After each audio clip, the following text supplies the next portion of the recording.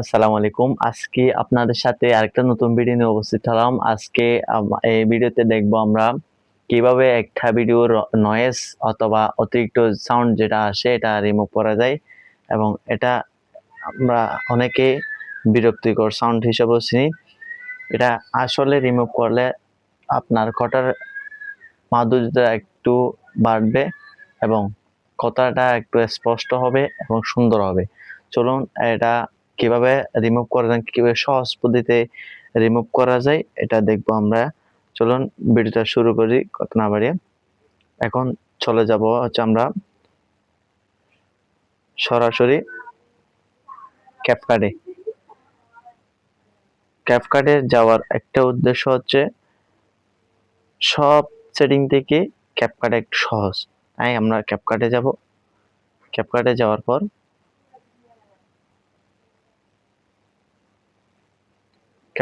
পর আমরা এখানে একটা নিউ প্রজেক্ট একটা অপশন আছে, চিহ্ন থেকে দেখাচ্ছি আমি।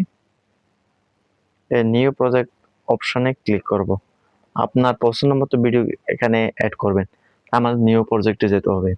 এই যাওয়ার পর আমি আমার পছন্দ মতো একটা ভিডিও নিলাম।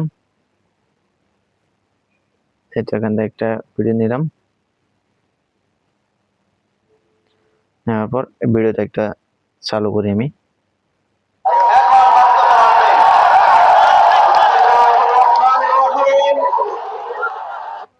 একটা অতিরিক্ত বিরক্তিকর সাউন্ড আমাদের এখানে শোনা যাচ্ছে, এটা কিভাবে রিমুভ করব। চলুন ভিডিওটা চলুন দেখে আমরা। এখানে দাগ এডিট অপশনে যাওয়ার পর, নিচে এডিট অপশন যাওয়ার পর একটু স্ক্রল করে দিকটা টানতে হবে। টানার পর একটা নয়েজ অপশন লেখা আছে, তো আমি চিনে থেকে দেখাচ্ছি আবারও।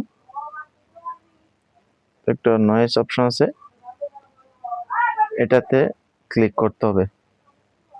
ক্লিক করার পর এটা অফ আসছে, আমাদের অন করে দিতে হবে। জাস্ট এখন সাউন্ড একটু শুনুন।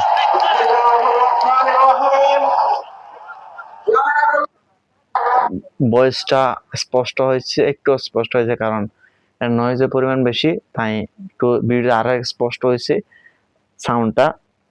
হ্যাঁ, বোঝা যাচ্ছে। আপনার যদি কি নয়েজ কম থাকে, আপনি অনেক ভালো হবে আপনার সাউন্ডের পরিমাণটা।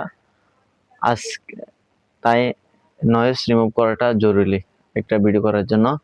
আজকে এ পর্যন্ত, ধন্যবাদ। আমার এই নতুন ধরনের ভিডিও পেতে পাশে থাকবেন। ধন্যবাদ। সালাম আলাইকুম।